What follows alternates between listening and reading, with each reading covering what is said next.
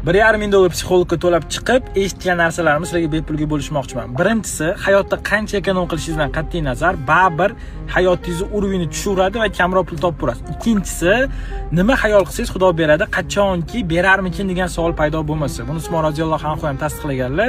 Alloh xayol qildirmaydigan narsani bermaydi deb aytganlar. Ya'ni nima xayol qilib turib Xudo beradi shu narsani desangiz, o'xshab ketaveradi. Uchinchisi, qancha energiyangiz ko'p bo'lsa, shunga yarasha ko'proq pul topasiz. Energiya qanaqa bo'ladi? Zaldan bo'ladi, pul topishingizdan bo'ladi. Qancha hayotda energiyangiz ko'proq bo'ladigan bo'lsa, shuncha daromadingiz ham oshib boraveradi.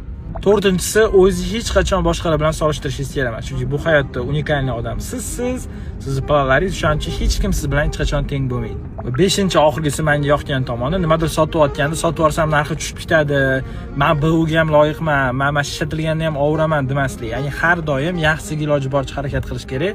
O'shanga yarasha energiya olasiz, o'shanga yarasha yangi narsalarni ishlatib, standartingiz oshib boraveradi. Mana shu 5 ta narsani bilish uchun men $1,5 ming to'lab psixologga kirdim.